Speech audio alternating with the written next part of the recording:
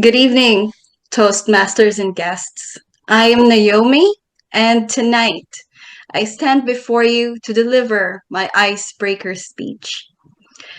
I am thrilled to have chosen the visionary communication pathway, and I am here to learn how I can relay my ideas and perspectives through public speaking. A little about me. In my younger years, I was an extrovert. I gain energy and it refreshes my soul just to be with around people. But here's the conflict. My life has a series of patterns where I have been put into isolation. Whether it be healthy or not, my life story has placed me into environments which I seem to be just by myself. Sounding pitiful and sad already? Well, I'll let you be the judge of that. I was born the youngest of four kids. So whenever my family goes through decisions, my voice is too young to matter. I've accelerated in academics for two whole academic years. So I've never been with people my age. My classmates were being hit by puberty. Well, you can see my supposedly hormones just went over my head. I've been a mom at 21, and my friends were just starting their careers, and I had one of the biggest changes in my life and had no one to relate it to. So, this pattern of isolation for my fiery personality has introduced two life lessons that I will be sharing today in hopes that with this speech, we may not be learning anything new, but we can learn new ways to look at the things we already thought we've understood. My first lesson is that quietness is the stage for clarity. Quietness is the stage for clarity. Imagine delivering a speech at a busy public market. Cars are noisy, maybe some folks are fighting over haggling prices or some random current humor. In that space, it could feel impossible to even hear your own thoughts. So now, imagine delivering a speech in a library, one word, and you've gotten everyone's attention.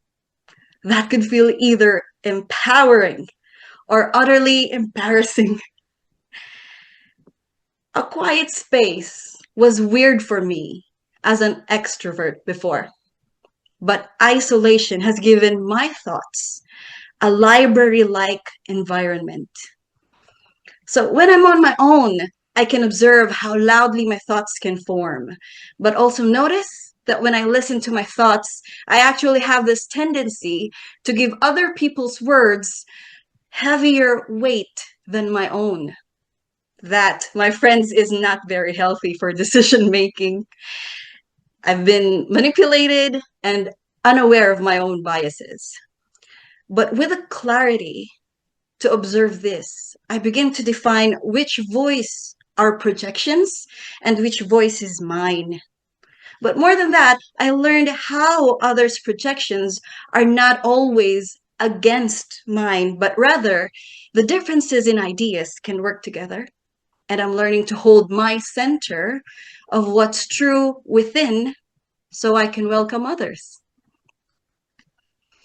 So now in socializing, even though it puts my headspace into a public market space setup, I try to give a quiet stage for others. I'd like to hear them speak their thoughts, and I'll enjoy receiving their ideas and see if we can turn conversations into healthier decisions. Second lesson is bravery without a witness forms an unshakable character. Bravery without a witness forms an unshakable character. There's a quote stated by Thomas à Kempis, a theologian. He said that the loftier the building, the deeper must the foundations be laid. And true strength is formed quietly beneath the surface when no one sees.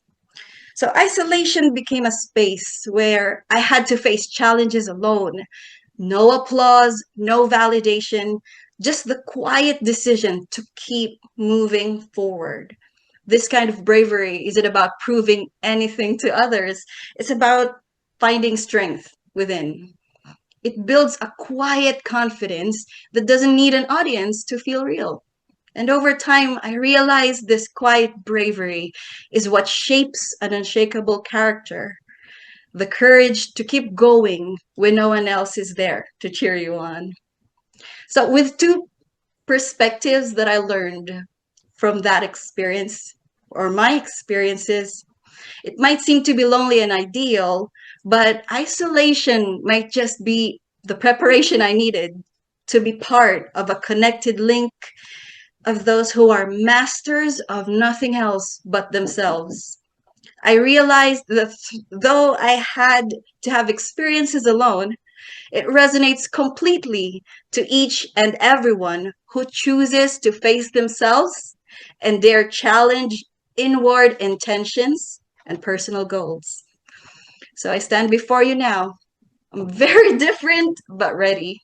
Ready to understand the weakness in my speech so I can gain the skill to add value in any conversations. And through conversation, hopefully I would inspire those who could do so much more than I ever could and shape possibilities by collaborating with what makes each and every one of us different. Thank you.